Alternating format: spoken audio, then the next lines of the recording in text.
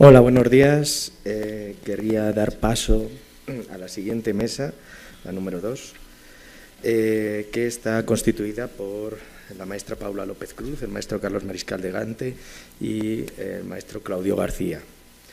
Primero va a comenzar la maestra Paula López Cruz, investigadora del Centro de Estudios Clásicos de este instituto, con el título de su ponencia, la poesía de los goliardos en la traducción de Carlos Montemayor. Pues cuando quiera, maestra. Sí. Gracias, buenos días a todos. Quiero ante todo darle las gracias a Marta, que me invitó a decir algo en este homenaje de una persona a quien siempre admiré, a Carlos. Siempre me gustó escucharlo y perseguirlo en todos sus comentarios televisivos y de radio. Y entonces estoy muy contenta en poder participar en este momento. Bueno, voy a empezar. En una entrevista él dice: soy poeta, veo con ojos de poeta todos los géneros. Creo que el ritmo de mi prosa está señalando una preocupación poética, que mi ensayo está en función de mi poesía y que incluso mi trabajo como traductor literario se ha encaminado fundamentalmente a la poesía. Y en efecto, salvo 3 títulos, él fundamentalmente tradujo poesía. Él tradujo la Oda Marítima de Álvaro Campos, de Fernando Pessoa. De Ledo Ivo publicó La imaginaria ventana abierta, de Walt Whitman, Hojas de hierba, en 1982, porque posteriormente publica Saludo al mundo y otros poemas. Publicó la obra completa de Safo, La poesía de los goliardos, Carmina Burana. Después tradujo los tratados teológicos en colaboración con otra persona, Los poetas griegos contemporáneos, una antología en colaboración de Rigas Kapatos, y también encontré que tradujo Cantos del Corazón de Gerardo Canpat en colaboración de este autor, Maya. Tradujo esta obra.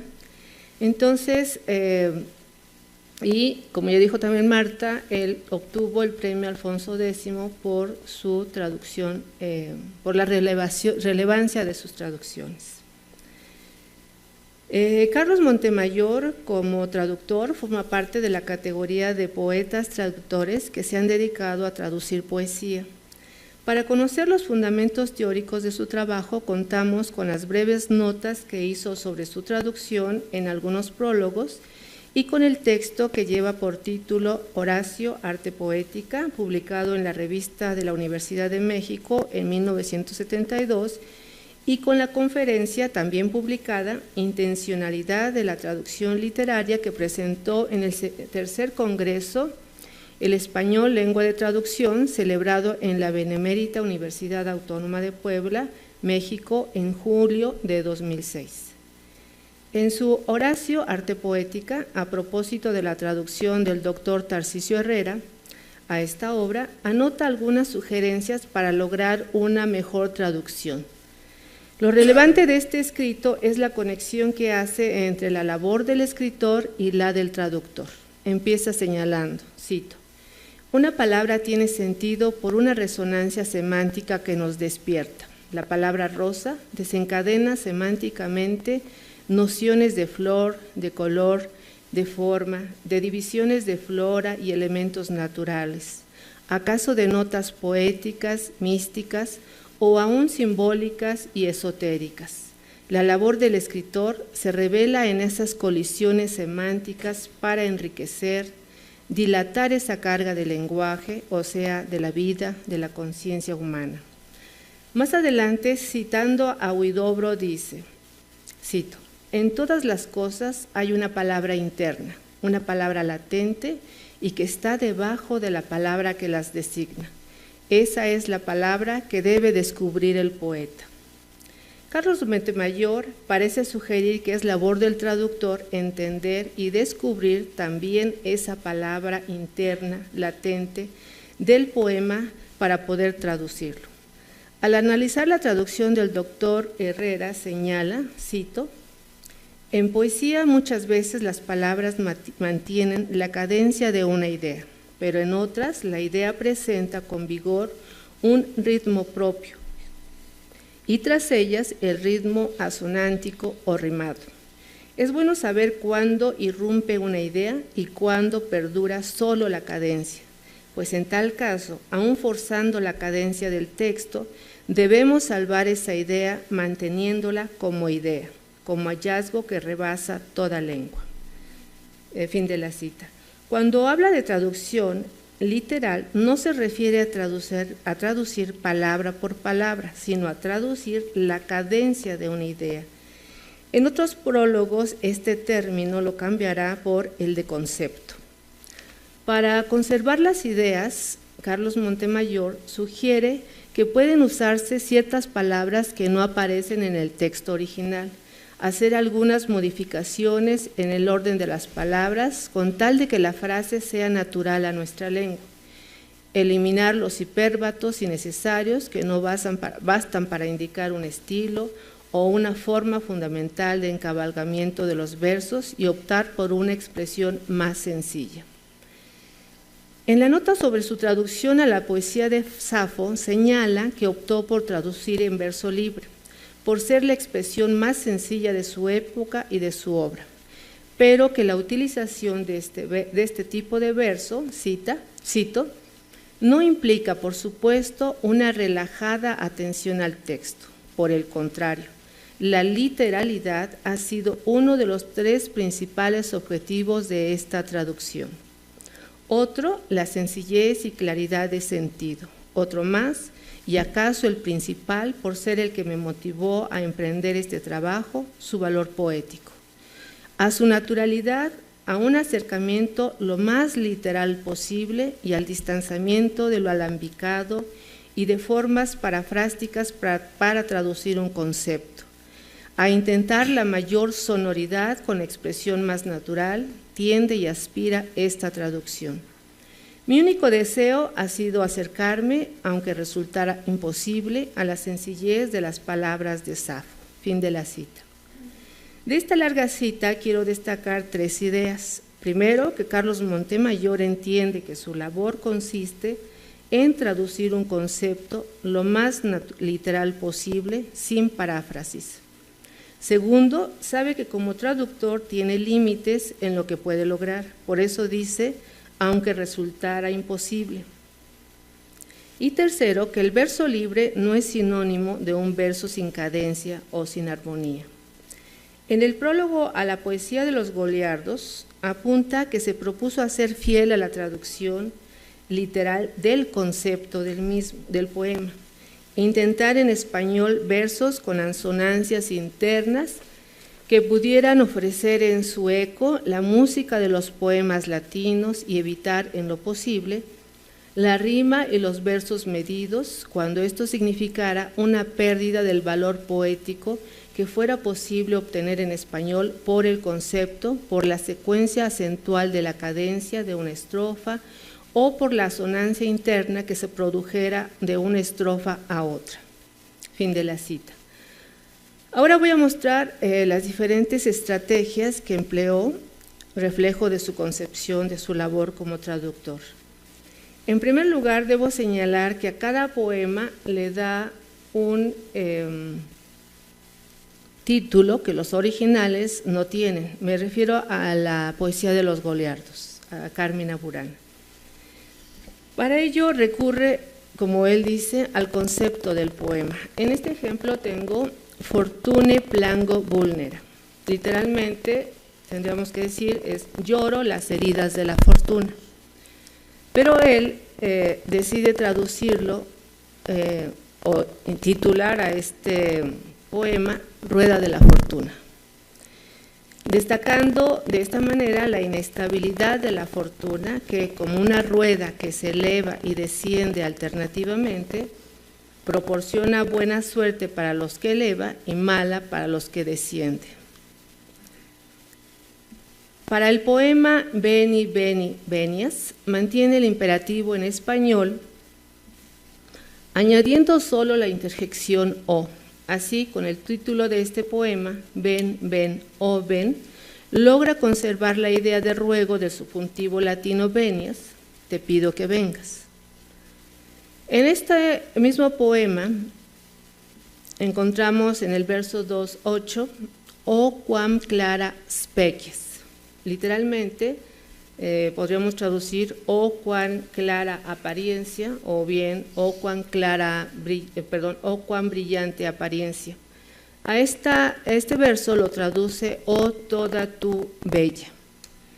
En los versos precedentes, el poeta ha hablado de la cara hermosa de la joven, de sus ojos penetrantes, de las trenzas de sus cabellos, y a continuación se lee o quam clara species. Con species, el poeta se refiere a la bella apariencia de la joven, por ello Carlos traduce a toda tú bella, frase con la que intenta destacar el concepto de la idea del poema. A veces añade algo más al significado del original, pero no por ello sin acierto. En el verso del poema rodean mi pecho suspiros, en el verso 4:3 se lee eius amore caleo, literalmente ardo por el amor de ella. Traduce Carlos Montemayor el verbo caleo como ardo en deseos, y es que cuando se arde por amor significa arder en deseos por alguien. De ahí su traducción, por cuyo amor ardo en deseos. A veces solo añade alguna palabra, por ejemplo, en ese mismo poema, o mi dilectísima, añade un tú, el pronombre tú en español, y entonces traduce o tú mi más amada. En el verso 2:4 dice candor cum rubedine. En este caso lo que hace Carlos Montemayor es cambiar la estructura y traduce tanto el candor como el rubor. A veces los cambios son más grandes, pero no alteran el sentido del poema.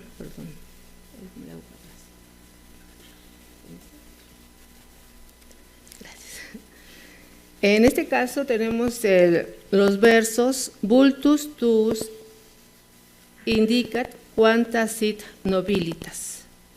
Literalmente diría, tu rostro muestra cuánta es la nobleza, pero Carlos los traduce, en tu rostro se muestra cuánta es la nobleza. El cambio más importante de su traducción es quizá el cambio del tiempo verbal. En el poema titulado La muchacha de túnica roja, aquí nada más les pongo la traducción, todos los verbos del poema latino están en pretérito perfecto, Carlos los traduce por presentes. No obstante, me parece que el contenido del poema no se pierde y por el contrario, el tiempo presente le da mayor viveza al poema. Entonces ahí se lee, la muchacha se detiene, cual una pequeña rosa, su rostro es esplendoroso y sus labios florecen. En el poema El don de Venus, en los versos Flentis vivo lágrimas dulcísimas, cuya traducción literal es bebo las lágrimas dulcísimas de la que llora, Carlos traduce el participio flentis como si fuera una forma personal y entonces traduce llora y bebo sus lágrimas dulcísimas. Por último, en su conferencia Intencionalidad en la traducción literaria leída en el tercer congreso El español lengua de traducción, celebrado en la Universidad de Puebla, presenta los postulados teóricos de los que se valió en su quehacer de poeta traductor. Ahí señala que en sus traducciones se propuso algo muy simple y a la vez complejo, un poema. En este artículo, Carlos reconoce que todo texto literario tiene una intención, modificar o realzar valores de una norma determinada.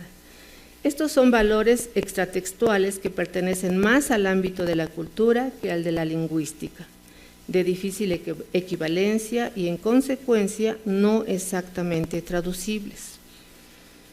Respecto de la traducción de los textos clásicos, distingue 4 niveles, cito.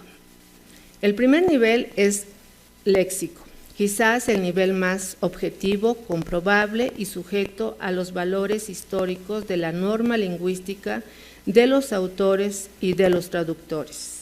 El segundo nivel es el de la métrica, arduo y acaso irresoluble problema para el traductor, que ha originado que a lo largo de los siglos encontremos las obras latinas y griegas en traducciones que van desde la prosa hasta los más variados metros y formas estróficas. Un tercer nivel corresponde a la interpretación y complejidad de imágenes, conceptos, supuestos ideológicos e históricos del poeta. Esta complejidad constituye el origen y la razón de las numerosas interpretaciones, estudios, análisis o teorías que rodean a una obra antigua de una profusa información que en ocasiones la esconde y en otras las ilumina. El cuarto nivel es el más importante, el nivel poético. Ni la fidelidad léxica, ni la fidelidad métrica, ni la abundante información histórico-filológica han dado como resultado, sumadas, un poema, un texto con valor poético. La traducción de la belleza no existe, hay que volverla a crear por los mismos inciertos y sorpresivos caminos que cualquier obra literaria. Fin de la cita. Más adelante, Carlos dice, cito, pienso que los niveles métrico, histórico y poético no son propiamente objetivos ni solamente textuales. Requieren de una decisión o selección condicionada por la cultura a la que pertenece el traductor, pero constituyen las esferas de intencionalidad que define la tarea de todo traductor literario, la aspiración en verdad que norma la tarea de todo traductor. Fin de la cita. Después de estos planteamientos teóricos, en este mismo artículo, Carlos Montemayor proporciona algunos ejemplos para explicar su traducción. De estos, escogí un ejemplo en Ad Pisones de Horacio, se lee Reges gestai regumque ducumque et tristia bella, quo scribi posse numero mostravit Homerus.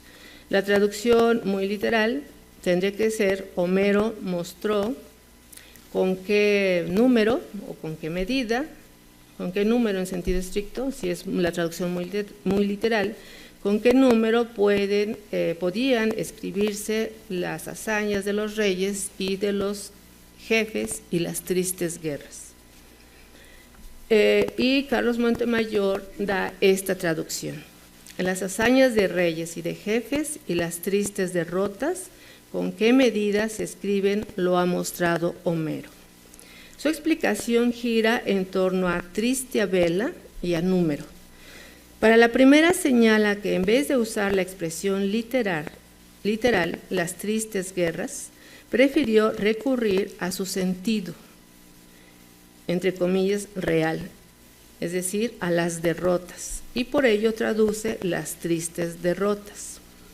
Para número explica que como Horacio traduce con esta palabra la voz griega metron, medida, él decidió emplearla puesto que, cito, así opera en nuestros días la voz métrica más cercana al uso griego que al latín.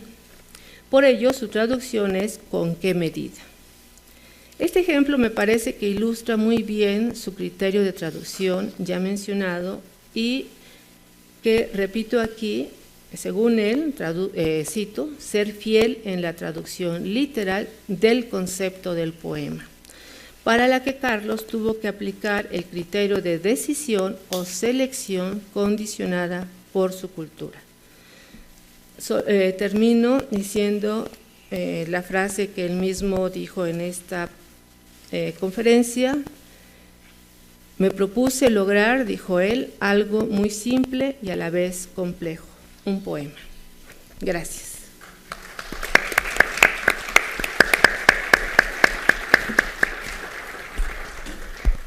Muchas gracias, maestra. Muy interesante su aportación a esta mesa y ahora voy a dar pie al siguiente ponente, que es el maestro Carlos Mariscal de Gante. Está desarrollando la tesis doctoral por la UNAM y su tema de tesis es sobre Virgilio, en la recepción de Virgilio en la literatura hispanoamericana, en concreto en la literatura mexicana. Entonces, cuando quiera, su ponencia se titula La recepción virgiliana como crítica político-social en las armas y el polvo, 1979. Cuando quiera, maestro. Bien, no voy a tocar mucho. Muchas gracias. En primer lugar, y antes de empezar con el tema de mi ponencia, quería dar las gracias sinceramente a la doctora Montemayor por haber contado conmigo para este homenaje a su hermano. Bien, y ya empezando con el tema, como nos han ido contando esta mañana, cuando uno empieza a ver a qué obras o cuáles fueron los intereses literarios de Carlos Montemayor, hay una cosa que destaca y que sorprende, digamos, a la persona que pueda no conocer a este escritor, que es la heterogeneidad de sus intereses literarios, ¿no? Es decir, él tradujo desde poesía china hasta a Safo, estudió a Virgilio, la literatura medieval, renacentista, escribió también, como se ha comentado aquí, varios ensayos sobre poesía del siglo XX, sobre Eliot, sobre Huidobro. Es decir, fue un hombre de intereses muy amplios, ¿no? Y esto, digamos, no es una afirmación baladí a la hora de internarse en sus poemas, ¿no? Como sabemos, digamos, en el siglo XX, la poesía del siglo XX, hubo una corriente que es la que inicia Ezra Pound y la que sigue después Eliot, que es la de intentar construir una voz poética para el siglo XX a partir de una lectura pues sistemática de tradiciones muy diversas, ¿no? Eso lo intenta Pound en sus cantos, ya lo había intentado en Personae, y eso es lo que intenta también Eliot en La Tierra Baldía y en los Cuatro Cuartetos, ¿no? Y curiosamente, cuando yo empecé a leer el poema que vamos a comentar aquí, que es Las armas y el polvo, hay algo, digamos, que recuerda muchísimo a La Tierra Baldía. Varios conceptos, varias palabras que están casi literalmente retomando algunas imágenes de Eliot, y entonces yo pues empecé a, digamos, a bucear un poco en sus ensayos, ¿no? Y curiosamente, en 1973, él publicó un ensayo con el título Apuntes marginales Pound, en el que él analiza la poesía de este autor, ¿no? Claro, a Montemayor le pasa, como se ha dicho antes, como a los grandes poetas, ¿no? Es decir, cuando ellos escriben ensayos sobre otros poetas, no pueden evitar leerse a sí mismos en los otros poetas, ¿no? Para bien o para mal, es decir, aquello que comparten con esos poetas o aquello de lo que se separan, ¿no? Lo que le pasa a Eliot, lo que le pasa a Octavio Paz, a Borges, a Auden, a tantos, ¿no? Y, curiosamente, cuando uno ve cómo analiza Montemayor la poesía de Pound, se ve que hay una comunión de intereses, ¿no? Que hay una sensación de compartir algo en cuanto a proyecto poético. De este ensayo he rescatado un párrafo para que vean un poco por dónde va Montemayor a la hora de comentar la poesía de Pound, ¿no? Dice Montemayor: esto implicó no solo la inspiración o la rebeldía individual en que cada poeta se descubre a sí mismo, sino la necesidad de asumir, con la conciencia múltiple de 20 siglos, la misma labor técnica en que estuvieron Homero, Sófocles, Propercio, Catulo, Agno Daniel, Guido Cavalcanti, Dante, etc. Más que la urgencia de la lectura o el hallazgo de la poesía aún contemporánea, inteligible, aplicable a nuestros días, la precisa labor que realizó fue la de preparar un múltiple rostro del siglo XX, que recibiera simultáneamente el del hombre anterior que nos escribió la historia poética, que ha hecho posible la permanencia poética, la técnica, la sujeción de las palabras y su búsqueda. Logra arribar a un tono que no lo da el estilo ni las resonancias, sino una tensión personal. Pound no se sofoca en ninguna de las voces, por el contrario vive. Cada poema comprueba esa vivencia. Cada poema es el regocijo de esa capacidad y su desplazamiento de un sitio a otro, de una resonancia a otra. Es como el regocijo de un niño que prueba su cuerpo corriendo o caminando, alcanzando en cada momento la iluminación de su identidad, de su descubrimiento. Todo el ensayo vuelve sobre esta idea, ¿no? Sobre la paradoja de que, digamos, lo más moderno o una de las variantes, por no decir la única, porque está también la variante vanguardista, pero una de las voces, que es la de Pound, esté construida precisamente sobre múltiples niveles de intertextualidad, como pues sucede en los poemas de este escritor. Después, en 1985, él ingresa a la Academia Mexicana de la Lengua, y su discurso de ingreso, que por cierto fue contestado por el doctor Bonifaz Nuño, Montemayor vuelve sobre la edición y talento individual de 1917, que fue fundamental, digamos, como poética casi de estos creadores. En este ensayo, como les digo, recupera ideas de Eliot sobre la tradición, como la que sigue. Pero la tradición, dijimos, no es una transmisión continua y mecánica, es el acto del presente hacia el pasado, ¿no? A diferencia de lo que se entendía, digamos, o de lo que puede entenderse como influencia, ¿no? Del pasado hacia el presente y va, digamos, el autor antiguo influyendo al moderno, ¿no? Eliot y Montemayor, digamos, en esa comunión de intereses que tienen los dos, establecen que no, que es un acto desde el presente, que es un acto además, como dice Octavio Paz de Los hijos del Limo, simultáneo, es decir, hay autores de distintas tendencias literarias, de distintas épocas, que están simultáneamente conviviendo en esa creación literaria. Continúe la tradición, buscamos un elemento a veces vago, decía Montemayor, pero siempre puro que llamamos clásico. La tradición y su legado, lo clásico, es siempre la renovación del pasado, es decir, la voluntad de asumir el pasado, algo que se da a sí mismo el que la mira, no el que la desconoce. Son hechos de conocimiento, no de ignorancia, pues el pasado lo es en tanto que el conocimiento lo hace actual, real, presente. La tradición es un cierto orden, una propuesta de lógica interna, de claridad de ese pasado. Tradición es nuestra explicación actual. A veces nos parece que hay rupturas de tradición, aquí está recuperando naturalmente a Paz nuevamente, cuando especialmente se trata de épocas de modernidad, pero más que de ruptura, se trata de la adopción consciente de otras tradiciones. Fin de la cita. Bien, pasando ya al poema, con estos criterios teóricos ven, digamos, qué es lo que Montemayor estaba destacando de la creación poética y concretamente el caso de Pound. Entonces, cuando uno se acerca al poema de las armas y el polvo, que es parte del poemario Abril y otros poemas,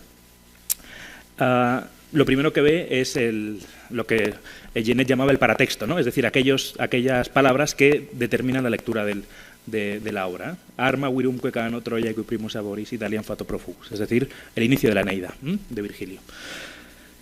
Y curiosamente, como van a ver, el poema está construido como una paráfrasis de los primeros versos de la Eneida, una paráfrasis literal en muchas ocasiones. Ahora bien, el primer hecho muy interesante de este poema es que él podía haber empezado su poema, su moderna paráfrasis de la Eneida, digamos, con un verbo enunciativo, como sucedía en la Ilíada, es decir, canta la cólera, ¿no? Meninaide, o podía hacer como en la Odisea el verbo ennepe, ¿no? Es decir, tráeme aquí a aquel varón, el polítropon, que dice Homero.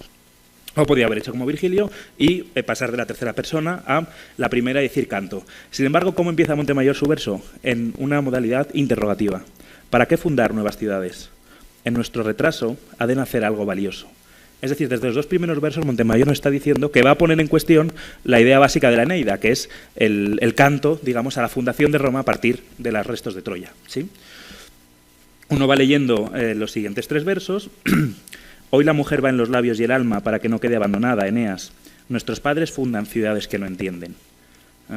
Nuevamente, digamos, cuestionamiento de esa misión fundadora de la Eneida, y también un cuestionamiento del hecho de que Eneas abandonara a Dido, ¿no? Frente al hoy, ¿no? En el que la mujer va en los labios y el alma, es decir, en el que, digamos, se podría decir que se respeta más a la mujer, ¿no? Es decir, porque no se la deja abandonada y va en los labios y en la mente, es decir, se piensa en ella, se la tiene en cuenta, digamos. ¿Para qué llegar a la cuna de los Dardánidas? Es tan hermoso ver la vida pudrirse en un mismo cuerpo. Bien, a continuación, carga ahora a tus dioses en la espalda, carga los escombros de tus padres. Vamos a detenernos ahí. Como saben, y bueno, ahí he escogido una de las múltiples esculturas que hay de Eneas con Anquises sobre los hombros, con los penates, no sé si se aprecia en la imagen, pero sobre Anquises van los dioses y está Ascanio en su pierna izquierda también agarrándolo, ¿no? Es el símbolo perfecto de lo que es la misión de la Eneida. Y curiosamente, para Montemayor, esos dioses en la espalda, ¿no?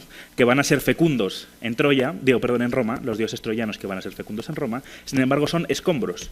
Es decir, son restos que ya no van a ser cimientos de nada, no van a construir nada, por así decir. Bien, este poema tiene 4 partes, son 4 poemas, digamos, dentro de las armas y el polvo. En el segundo y en el tercero no hay tanta referencia a Virgilio, solo hay una referencia a Cartago, que yo además no tengo claro si es el Cartago de Virgilio o es Cartago de San Agustín, precisamente porque Eliot cita a Cartago en la Tierra Baldía y es el Cartago donde nació Agustín y no Virgilio. Y por el contexto, digamos, todavía, como esto es un trabajo de mi tesis doctoral, todavía no me atrevería, digamos, a decir que eso sea una cosa u otra. Pero sin embargo, la parte cuarta de este poema es la que tiene más enjundia. Bueno, estoy viendo que esto que he preparado no sé si se ve bien, se leen los textos. No, vale, pues voy a intentar recitarlo yo para que se vea. Digo, es que mi ordenador se veía bien, pero aquí veo que no se va a leer muy bien. Vale. Bien, en la primera columna, empezando por la izquierda, tienen el texto de la parte cuarta de Las armas y el polvo. En medio tienen la traducción de Spinoza Polit de los primeros versos de la Eneida. Y en la tercera columna tienen el texto latino de la Eneida. Bien.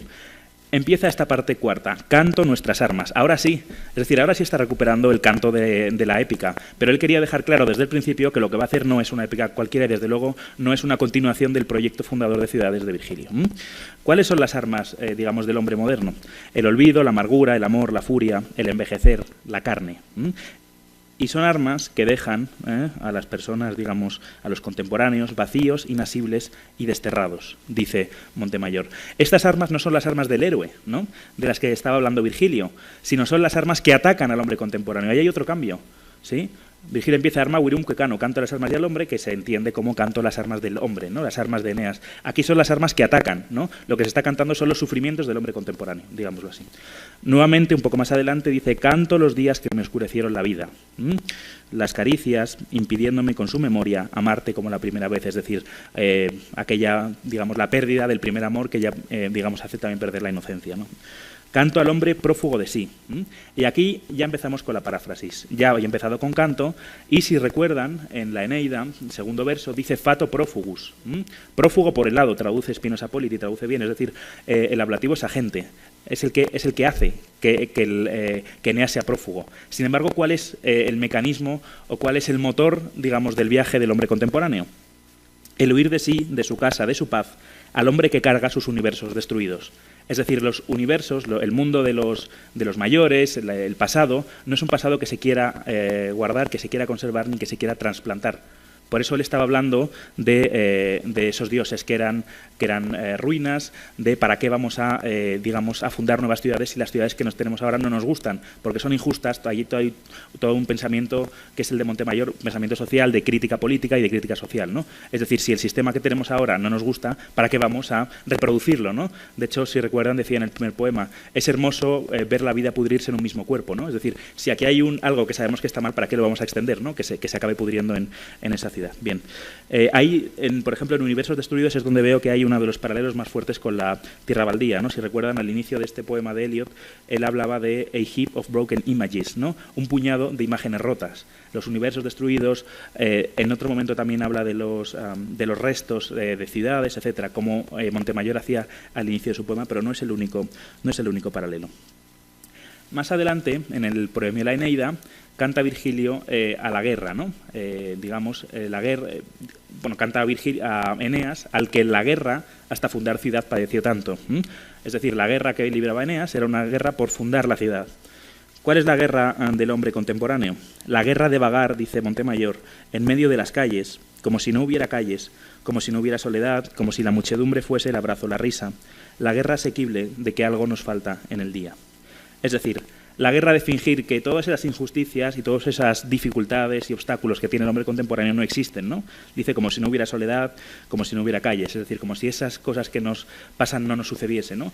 Es decir, lo duro o la dureza que conlleva el intentar aparentarse como una persona feliz cuando todas estas injusticias le están rodeando a uno, ¿no? Ese sería el combate moderno frente al combate de fundación de ciudades.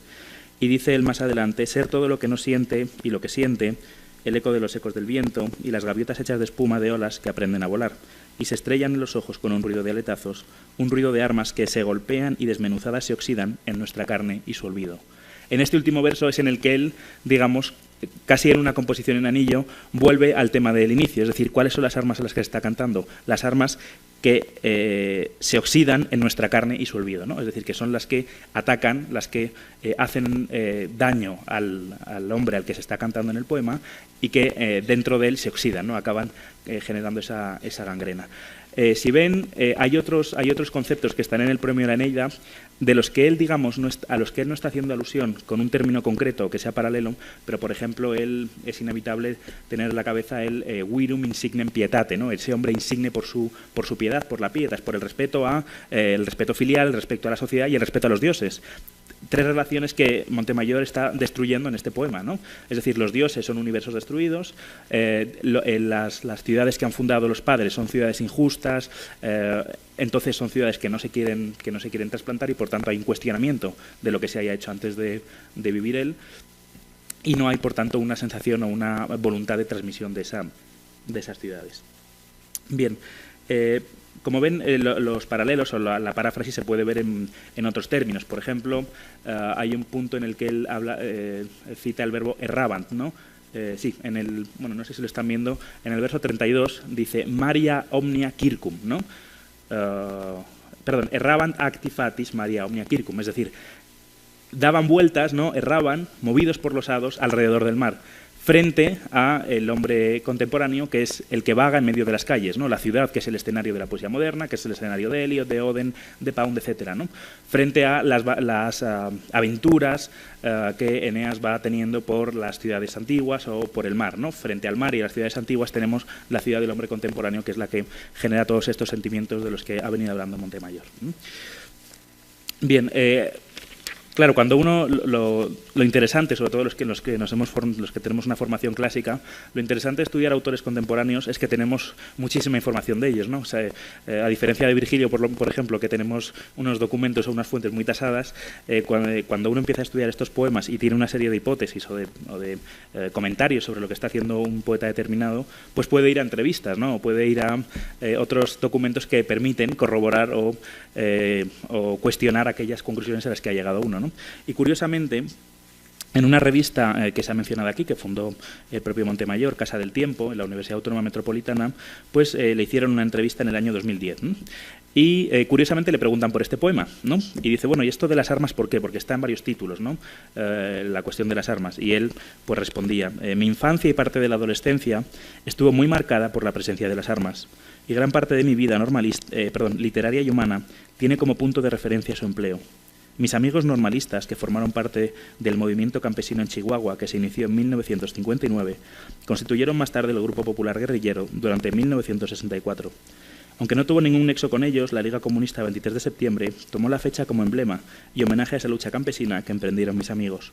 Ellos son para mí una referencia inevitable y a ello se debe que haya escrito novelas como Guerra en el Paraíso, Las armas del alba, Los informes secretos y otras novelas en cuyos manuscritos trabajo ahora. Pero como te decía, Las armas del viento es la expresión primera, cifrada, críptica, del trabajo de análisis político que estaba haciendo durante la época de la Guerra Sucia y que no podía publicar abiertamente en los medios periodísticos o universitarios. Después publiqué Abril y otros poemas, dentro del que se enmarca este que estamos comentando. Y en ese libro, el verso de Virgilio, Arma virumque cano, Canto a las armas y el hombre, aparece como epígrafe de una sección que se llama Las armas y el polvo. En algún momento me propuse escribir Las armas y el fuego, orientando aquí los recursos emotivos, existenciales, físicos, vivenciales, que los seres humanos tenemos para luchar en el espacio de nuestras propias vidas. Esto es resultado, pues, de una mezcla a muchos niveles, de la presencia y de la conciencia que tengo de las armas y de los seres humanos. Y ya para terminar, al final de esa entrevista se le pregunta por la cuestión de la fundación de las ciudades, es decir, concretamente a qué estaba haciendo referencia él con esto, ¿no? Que ya les he ido esbozando un poco por donde creo yo que van los tiros, ¿no? Por así decirlo, es decir, ¿por qué no cuestionar esa labor fundadora de Eneas? Y él habla de que la familia Montemayor en las ciudades del norte de México, como Monterrey o Saltillo, tuvieron una labor de distribución de las ciudades, de ordenación de las calles, de poner nombres, etcétera, ¿no? Y entonces él dice, mi padre fue el primero que pone nomenclaturas y ordena las calles en lugares como Poanas, Durango. De manera que la idea de fundar ciudades, de construir centros de población, no era una idea descabellada. Pero también la historia específica de Eneas de fundar ciudades puede aparecer como un símbolo de la escritura de nuevos libros o de buscar nuevas expresiones. De manera que se trata de una reflexión muy personal a distintos niveles. Una circunstancia personal en la que sentía que mi padre me interrogaba por qué está retrasando la fundación de familias, casas, ciudades. Es decir, por qué él retrasa esa labor que había empezado su padre, ¿no? Y yo creo que la razón o la respuesta a ese para qué fundar nuevas ciudades está precisamente en toda la crítica política de la que ya se ha hablado ahora, de la que se ha hablado aquí hace unos minutos y de la que se va a seguir hablando el día de hoy. Es decir, de todo el compromiso social de Montemayor que formaría parte de lo que los teóricos de la recepción llaman el horizonte de expectativas, ¿no? Es decir, cuando Montemayor está leyendo el prólogo, el proemio, perdón, a la Eneida, lo que está haciendo es tener en la cabeza la situación en la que él vive, ¿no? Y él no puede exaltar esa labor de fundación de ciudades, esa justificación de un régimen político, porque él es crítico con eso. Y entonces, a partir de esa mentalidad política concreta, él reinterpreta esos versos, tomando casi literalmente algunos de ellos, y creando pues un poema que está a caballo entre la estética virgiliana, pero con un contenido político que ya no es el contenido político que tenía la Eneida, sino que es otro, que es un contenido político muy apegado a la realidad que vivió Montemayor, ¿no? Y ello es primero por el gusto, ¿no? Por este gusto que tenía él por Virgilio, por el conocimiento que hay de Virgilio, es decir, una persona con un cierto nivel cultural que lea este poema va a entender qué es lo que se está jugando en este poema, y también por la belleza de los versos de Virgilio, ¿no? Que son los que le ayudan a él también a entenderse un poco a sí mismo y a entender el momento en el que vivió. Y bueno, con esto espero, ya es todo, y espero haberles iluminado un poco sobre este poema. Muchas gracias. Sí. Yo creo que si quieres mejor nos cambiamos, porque como tienen tantos cables... Muchas gracias, maestro. Muy interesante su contribución. Y voy a dar pie al maestro Claudio García, también investigador del Centro de Estudios Clásicos, que va a presentar la ponencia con el título Reflexiones en torno a la propuesta filológica de Carlos Montemayor. Cuando quiera. Bueno, buenas tardes a todos. En este mundo de desigualdad soy doctor, pero no importa. No se quita tan fácilmente la investidura, ¿verdad? Primero que nada quiero dedicarle pues esta ponencia a Marta y a Jimena, familiares de Carlos, y a los personajes que aparecen una y otra vez en las novelas de Carlos, en los ensayos de Carlos y que siguen aquí.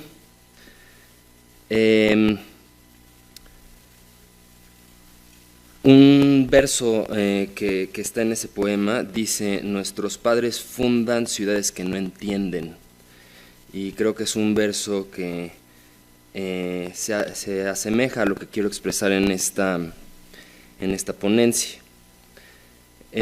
Uno de los acontecimientos más extraordinarios de la historia de las letras de nuestro país son las novelas y los ensayos que Carlos Montemayor le dedicó a los movimientos sociales mexicanos, a las mujeres y hombres que dieron sus vidas y se levantaron en armas a sabiendas de que el enemigo era y sigue siendo mucho más grande, pero que lo hicieron con la convicción de que es necesario construir un México y un mundo diferente y mejor. Carlos Montemayor se inserta en 1991 en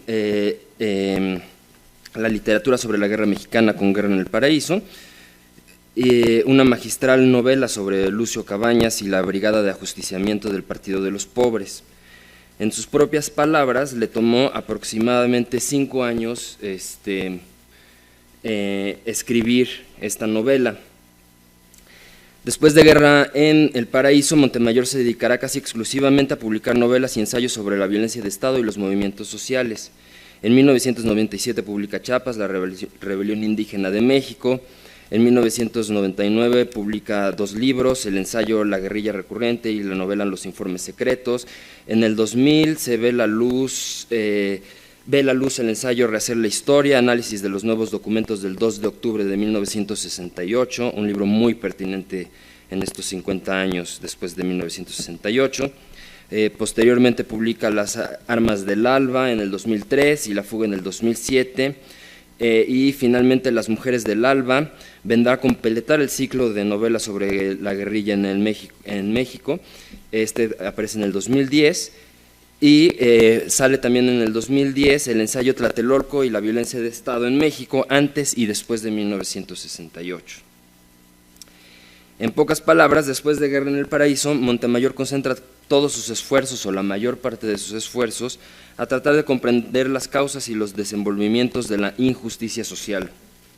Un común denominador de todos estos libros es que, además de ser libros especializados, tienen en su corazón al testimonio como fuente básica de la historia.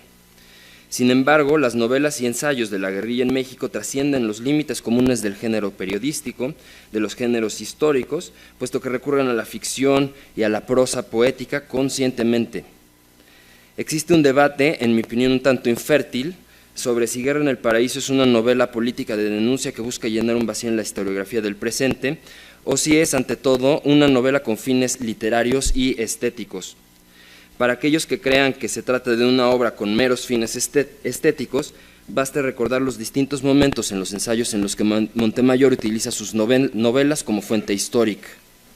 Piénsese, y eso es lo que está aquí, en lo que dice el propio Montemayor en su prólogo a Chiapas, la rebelión indígena de México, titulado Detrás de la palabra terrorismo. Montemayor argumenta que Guerra en el Paraíso era iluminar más la experiencia humana y social de la lucha que vivieron los campesinos de una extensa zona del estado de Guerrero. Y como se puede ver aquí, magistralmente, con la capacidad de síntesis que siempre lo caracterizó, queda desmentida la noción de terrorismo tal y como la utiliza la milicia británica y el Estado mexicano, que siempre busca hacer parecer las razones de la lucha armada campesina como una vacía y ciega pasión destructiva. Del mismo modo, también pienso, esto hace parecer toda la literatura de Montemayor a pura creación estética, pues es una reducción inaceptable.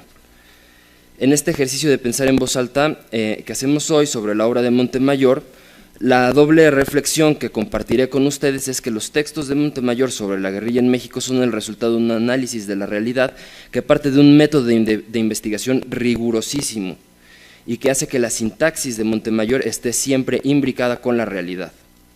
Este método, como ya he insinuado, es el del testimonio. Pero también me gustaría proponer que la propuesta estética contenida en la obra de Mayor no es esteticismo banal, sino la forma perfecta de presentar al testimonio en una dimensión universal. Para escribir estas novelas y ensayos sobre la violencia de Estado y los movimientos sociales en México, Montemayor debía transformar en texto una realidad testimonial, la cual, además de implicar el poder producir un testimonio a través de la grabación, la transcripción y la redacción de una narración oral, también implicaba poder comparar los distintos testimonios que él mismo recabó y poder documentar estos testimonios para compararlos entre sí con textos oficiales, con textos extraoficiales, discursos de políticos, etc.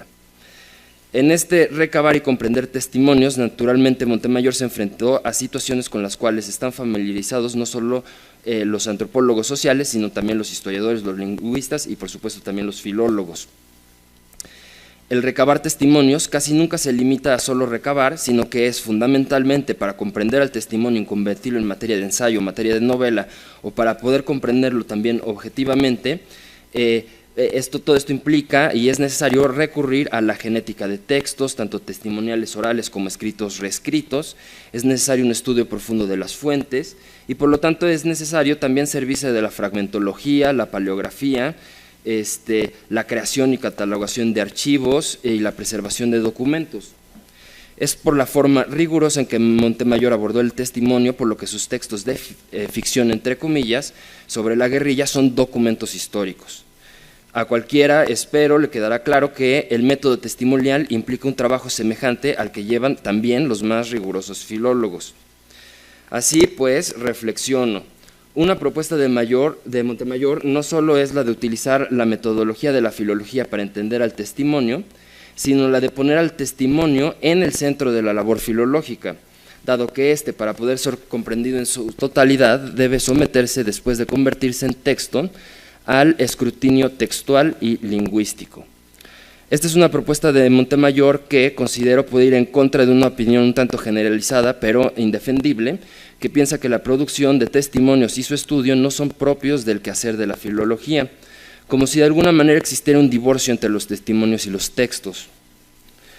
Pero lo que es más importante es esta propuesta que, además de poner a la filología al servicio del análisis de la realidad y del presente, acerca la producción filológica al periodismo crítico, a la etnología y a la antropología social y por supuesto a la historia testimonial. Sin embargo, me parece que la propuesta de Montemayor es todavía más profunda. Como he insinuado ya, no solo es que en estas novelas y ensayos Montemayor haya puesto al testimonio en el centro de su creación ensayística y novelista, sino que además se empecinó en la búsqueda constante por encontrar un lenguaje poético que fuera apropiado tanto ética como estéticamente para expresar este análisis objetivo de la realidad y de lo concreto en su dimensión universal.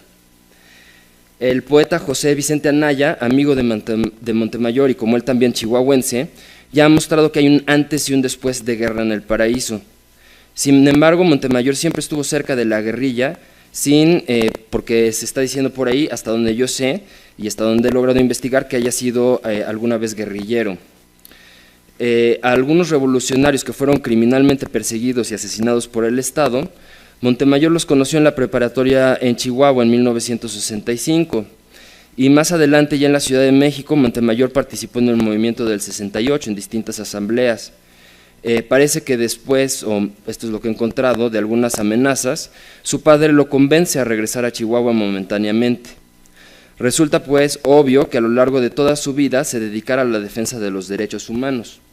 Resulta, sin embargo, relativamente extraño que no se haya dedicado desde un inicio a la literatura de la guerrilla en México. Esto puede explicarse, además de por razones que ya se han señalado aquí, porque Montemayor veía que existe una intersección entre la búsqueda por la justicia social y la búsqueda por una poética capaz de hablar de los huesos y la carne, de las pasiones y las ideas del ser humano y de su relación con el trabajo, con la naturaleza y con el paisaje. ¿Qué palabras tenemos que sean verdaderamente capaces de acercarse al hecho complejo y de transmitirlo? La reflexión en torno al lenguaje y su relación con lo concreto es lo que llevó, pienso, al poeta al testimonio y a perfeccionarlo, puesto que el testimonio solo podía vibrar con su potencia dentro de una poética de lo concreto, y puesto que el testimonio y lo concreto solo podían ser si se presentaban en su dimensión universal. La preocupación por encontrar un lenguaje universal, pero que provenga y esté completamente imbricado en lo concreto, estaba plasmada en los poemarios Las Armas del Viento y Abril y otros poemas. Las primeras publicaciones de Montemayor de 1977 y 1979 respectivamente. Por ejemplo, están aquellos versos llenos de poder que después de hablar de los crímenes de Estado cometidos en Temozachic, Madera, conjuntan la denuncia con la expresión de las cosas como son, con la expresión simple y directa para hablar del sufrimiento de todo el país. Esto es en la Oda Primera, está en la parte de abajo. Se llama País, Memoria, mi país siempre fuera de su casa, sin casa, niño que olvida dónde está lo que no tiene, hambre que envían sobre su cuerpo, destruyendo patios, bosques, alfabetos, nombres innumerables que cerraron la vida para siempre. Se llama ejército defendiendo nuestro derecho a morir.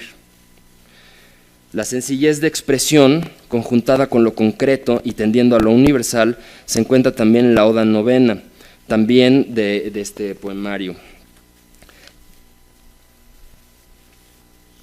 Cantemos ahora la sencillez del agua, la rosa de la tierra como todas las rosas, el transitorio equilibrio de la mañana. Aunque, por supuesto, es en el poema Arte Poética, muy famoso, que apareció en Finisterra, aunque más tarde, en 1982, cuando ya podemos ver, pienso, concretada una parte de la búsqueda de este lenguaje. Son bellísimas los versos. Cuando mi hijo come fruta o bebe agua o se baña en un río, solo dice que come una fruta o bebe agua o se baña en el río. Por eso ríe cuando leo mis poemas, no comprende aún tantas palabras, no comprende aún que las palabras no son las cosas, que en un poema quiero decir lo que nos rebasa a cada paso.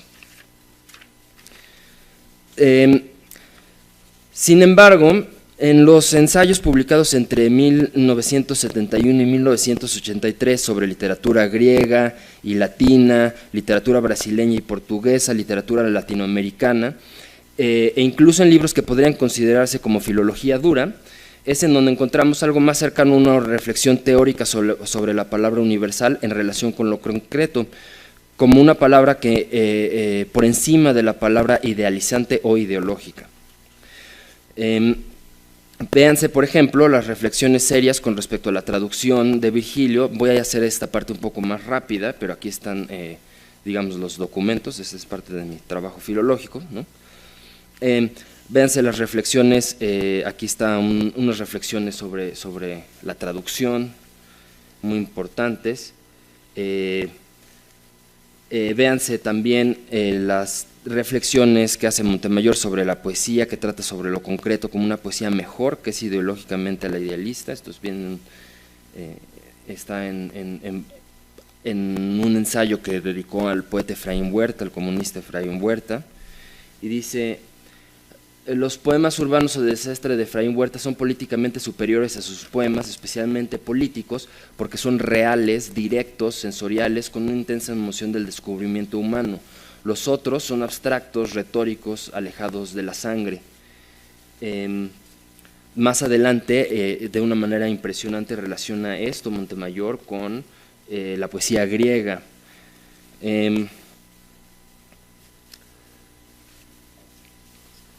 También están estas teorizaciones sobre la poesía y lo concreto. Es interesante que Montemayor tenía una capacidad impresionante, en mi opinión, para utilizar escritores que provienen de sectores muy conservadores, como el propio Eliot, Pound, y también una gama de filólogos. Conoce bien a los filólogos alemanes de su época, y transformarlos en otra cosa, ¿no? Y esto es realmente interesantísimo. Destaco la última parte que está en negritas, que dice: sin este fundamento secular, está hablando de Safo, difícilmente una mujer como ella habría considerado un grupo de valores, aunque para otra época pudieran tener un sentido distinto, tan naturalmente propios y por ello universales. Aquí hay otra parte que se ve, que conoce a Wilamowitz, a Schnell, a Berg y todo eso, pero fíjense cómo Montemayor tiene una preocupación por hacer de la lectura un hecho colectivo y por recordarnos que siempre es un hecho colectivo. Dice: su lectura, la de Safo, no es un hecho individual, solitario, es un eco más en una lectura colectiva. Reflexiones sobre problemas de estética y ética en la creación literaria en textos, que hablan tanto de Gabriel García Márquez como de la necesidad que tiene el novelista latinoamericano de comprometerse en su realidad. Encuentran un eco en un ensayo titulado El oficio literario, que muestra ya la madurez no solo de un lenguaje poético, sino de lo que significa escribir. Ahí encontramos reflexiones tanto sobre el lenguaje como un hecho social, como sobre la poesía comprometida con transformar la realidad. Y bueno, empieza diciendo que este es un hecho social, el lenguaje, pero fíjense cómo acaba, qué rápido pasa de una cosa a otra. El lenguaje no es un reflejo de la realidad, sino una acción que lo conforma. La literatura comprometida es la más difícil. Montemayor, antes de Guerra en el Paraíso, ya había comenzado a explorar la técnica del testimonio en su primera novela, Mal de Piedra, al reproducir las historias sobre la explotación de los trabajadores en las minas, al igual que en su segunda novela, Las minas del retorno. Pero pienso que en estas novelas todavía hay una preparación hacia el testimonio que no cobra vida dentro de una poética de lo concreto madura y universal. Debemos destacar que estas reflexiones en torno a la palabra y su relación con lo concreto y lo universal provienen en un inicio de una reflexión desde la cultura occidental. Sin embargo, a partir de 1980, Montemayor quedaría fascinado por las lenguas originarias de nuestro país, aprendería maya y se abocaría a la defensa por los derechos lingüísticos y las resistencias indígenas. Entonces pienso que hay un viraje de conciencia que lleva a Montemayor a trabajar con poetas y hablantes de lenguas originarias en torno a la lengua. Es un virar la mirada hacia la realidad que se teje en los pueblos originarios, hacia sus luchas. Es así como pienso Montemayor comenzó a perfeccionar el testimonio como herramienta metodológica, filológica y a fusionarlo con el lenguaje poético, lo cual no implicaba, por supuesto, abandonar un objetivismo, una búsqueda por la verdad y la justicia. Entonces empiezo mis conclusiones brevemente. Además de su trabajo como archivista y creador de bibliotecas, de desmenuzador de textos oficiales, son estas las tres propuestas principales que, me parece, Carlos nos hace a los filólogos y a los amantes de la palabra en general. Por una parte está, como dije, el llamado a utilizar la metodología de la filología para entender el testimonio y también para poner el testimonio en el centro de la labor filológica. dado que para poder ser comprendido en su totalidad, debe someterse al escrutinio textual y lingüístico. Por otra parte, a diferencia de algunos académicos que pretextamos la aridez de nuestros textos con la bandera de un afán cientificista y serio, Montemayor, para describir al testimonio fidedignamente en un contexto político y social, para analizar los testimonios de un modo objetivo y para poder reproducirlos como un depósito sensible de la verdad, ya no de quien ofreció el testimonio solamente, sino de la realidad y de la historia, tuvo siempre en mente una poética capaz de expresarse en la sociedad y de expresarle a la sociedad lo universal en lo concreto, lo objetivo en la subjetividad. Esta es la razón principal por la cual ningún texto de Montemayor, pero en especial los que tratan sobre los movimientos sociales en México y la violencia de Estado, es solo poesía o solo ficción, ni tampoco solo ensayo. Montemayor expresó la vida de la manera más objetiva que le era posible y para hacerlo utilizó métodos compartidos con las ciencias sociales, pero a diferencia de quienes practican estas ciencias, nunca se expresó de una manera desensibilizada o descomprometida. Finalmente, si bien es cierto que la propuesta de Montemayor es horizontal en el sentido de que su propuesta consiste en reflexionar desde la lengua sobre la cultura occidental, sobre la cultura de la modernidad, sobre la cultura del presente y sus raíces históricas, también debemos ver que su acierto consistió en voltear a ver cuando más era necesario hacia quienes llevan más de 500 años defendiéndose y también hacia quienes se han alzado en armas para encontrar una salida verdadera a las causas y a los orígenes de la injusticia social en México y en América Latina. Entonces no puedo concluir esta participación, que en mi caso es un homenaje, pensando qué hubiera pensado Montemayor y qué hubiera hecho después de la desaparición forzada de los 43 estudiantes de Ayotzinapa, qué hubiera escrito sobre los recientes crímenes de Estado en Nochistlán. Mucho menos puedo dejar de preguntarme qué hubiera pensado Montemayor sobre el nuevo caminar del EZLN y el CNI. Realmente puedo decir que es posible extrañar a quien nunca tuve la oportunidad de conocer, pero qué sería de un ilusionista como yo, incapaz de dialogar con los muertos. Hoy la lectura de la obra de Carlos Montemayor es más urgente para México. Hoy es más urgente, en especial para los filólogos, para los humanistas, para todos aquellos que continuamos enclaustrados en el texto, como si todo texto no fuera en cierta medida testimonio, vida que palpita, herramienta. La obra de Montemayor nos recuerda que las ciencias de la palabra, que la poesía pueden y deben servir para hacer frente al horror de nuestro país y estar del lado de los que luchan, pero también nos recuerda que para hacerlo debemos transformar nuestro trabajo para que entre en consonancia con esta vida que palpita. Muchas gracias.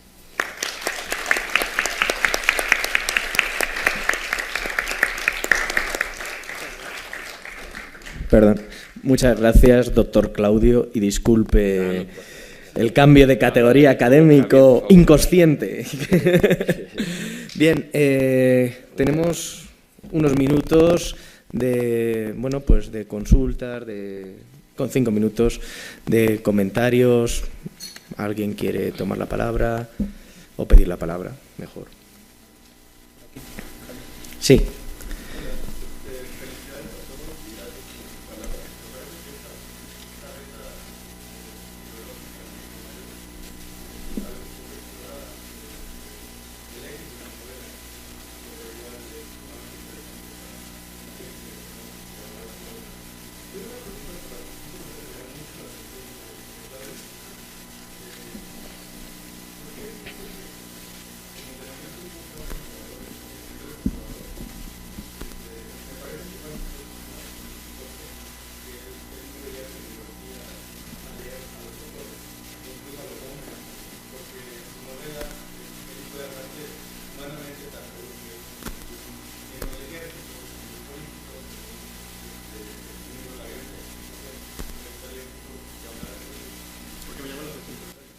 Sí, claro, con esto me parece un muy buen comentario, muy importante además. Estoy absolutamente de acuerdo con lo que acabas de decir. Tal vez como parangón a lo que preguntas pueda citarse lo que viene después del prólogo al libro de Chiapas, La rebelión indígena, que empieza con las preguntas que le hace el militar. a Montemayor sobre por qué escribe Guerra en el Paraíso. Y eso le hace escribir mejor, piensa él, Chiapas, porque está entendiendo la dimensión de un hecho histórico en su cualidad humana desideologizadamente, ¿no?, de una manera objetiva. Eso no significa que Montemayor no tenga una postura. En ese mismo prólogo dice, no, estos no son terroristas, ¿sí? Esta visión que tiene el militar es una visión en esta pluralidad de voces. Y él se dedica pues a encontrar los testimonios de quienes sufrieron violaciones a los derechos humanos, de quienes fueron oprimidos. De la misma manera, con los poetas, creo que hay que entenderlo así. Montemayor sabe que estos son grandes poetas, poetas universales, pero no por eso es inocente en conocer los orígenes de estos poetas, de Pound, en concreto, por ejemplo, tan vinculado al fascismo. Sin embargo, lo que a mí me parece, de Vilamovitz, de otros filólogos también, sin embargo, a mí lo que me parece maravilloso, y eso es lo que quería expresar, es la capacidad de ver lo valioso en eso, sin por eso dejar de ser crítico hacia estas posturas de la extrema derecha radical, ¿no? No sé si me expliqué. Entonces es por ahí lo que… ¿Algo? Sí. Porque me ha parecido muy interesante tu pregunta y lo que decía también…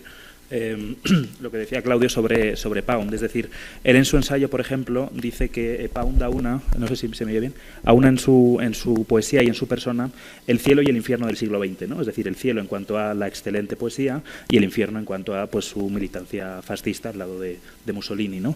Yo por lo que he leído, porque es un tema que también me llamó mucho la atención, creo que él, sin que fuera óbice su compromiso político, sí que no se deja llevar por ninguna de estas cuestiones, es decir, esto lo señala, digamos, al inicio del ensayo. Digo, en el caso de Pound porque es muy claro. Pound, probablemente todos los autores que yo he visto que él trata es el que tiene un compromiso más radicalmente enfrentado al suyo, ¿no? Y sin embargo lo anota, ¿no? Y luego ya pasa totalmente a hablar de su poesía y a valorar la poesía en cuanto a estética, en cuanto a texto escrito, sin dejar que su ideología ni la del autor comentado pues interfiera en su comentario de esos poemas, ¿no? En ese sentido yo creo que él sí que sabe hacer, digamos, unos compartimentos, sin que digamos, él se siente atraído por la ideología del autor, simplemente considerar la estética en cuanto a estética, ¿no? Yo creo que eso es algo muy interesante que propone él. Claro, exactamente. Pero también lo supondría para Pound, al tratar a escritores surrealistas, por ejemplo, ¿no? Imagino que no sería fácil tampoco, ¿no? Pero… ¿Alguna pregunta más? ¿O? Sí, Marta.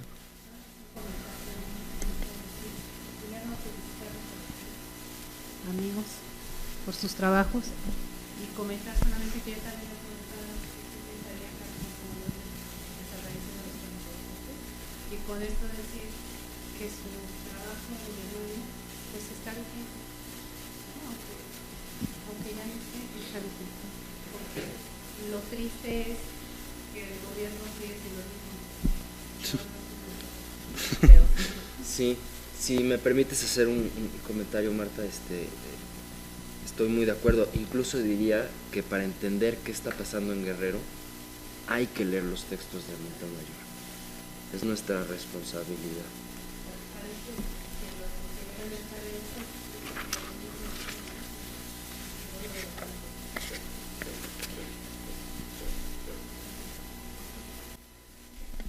Pues… sí. Sí. Buenas tardes a todas. Bueno, en particular la participación de Claudio creo que es muy sugerente, no solo por el contexto que estamos viviendo, sino por todo lo que nos revelan estos textos pues de Carlos Montemayor, para seguir entendiendo lo que ocurre, ¿no? Lo que nos atraviesa. A mí me genera la duda, bueno, la voy a externar aquí, es qué pasa con las fuentes, ¿no? Con las fuentes a las que él recurrió. A mí me llama mucho la atención en algunos de sus novelas, de sus textos, encontrar tanta información que si bien puede rayar entre la ficción y la realidad, digamos, son fuentes que me pregunto cómo le hacía para tener acceso a ellas en contextos tan difíciles, también en plena guerra sucia, ¿no? Y pues me gustaría conocer la opinión de ustedes, los ponentes, en particular de Claudio, respecto a ese acceso, ¿no? Bueno, mucha información la puedes encontrar en este libro citado de Dionisio, se escribe así, Morales, no es errata. Y creo que, aunque breve, esta entrevista que le hacen a Montemayor ilumina muchísimo. Incluso él cuenta pues los peligros a los que se enfrentó, las dificultades de adentrarse en el testimonio sin tener, yo pienso, una preparación pues de la antropología social, de la investigación en campo. No obstante, lo que destaco de este texto, de esta entrevista, es que empieza diciendo, bueno, hice una comparación bibliográfica y hemerográfica. Y si tú lees, si tú te fijas en los informes secretos, creo que queda muy plasmada esta idea de que viene relacionado con lo que preguntó el compañero, de ver cómo piensa el Estado a estas poblaciones. Primero, Montemayor, yo pienso, tenía un método muy riguroso de ir a leer todos estos textos oficiales, extraoficiales. Después yo creo que empezaba a hacer recabación de testimonios, a recabar testimonios, creo que la palabra recabación no existe, en campo. Y vaya que eso le tomó muchos problemas, se tardó, o sea, Guerra en el Paraíso es un mamotreto porque están todas las voces ahí. Son 5 años de estar en la Sierra de Guerrero buscando en poblados personas que quisieran hablar con él. Y en esto también es importante ver que él sí entrevistó exmilitares, policías, pescadores, como ahí está, ¿no? Además de combatientes que él tuvo contacto, pues porque estuvo aquí en la UNAM en el 68 y porque también antes en la prepa conoció gente, ¿no? Finalmente, esa pregunta me parece importantísima, pues acabó todo esto en un archivo maravilloso, en una joya de esta nación, que es el archivo que se encuentra en Ciudad Juárez. Rafa, ¿cómo se titula? Claro. Siendo una fuente indispensable para la historia de los movimientos armados en México. Por ejemplo, el libro de la ley de García Aguirre de México está dedicado a Carlos porque se basa en muy buena medida en los testimonios que estaban allí y que vienen en sus novelas. Perdón por... No, por favor, es muy importante esto.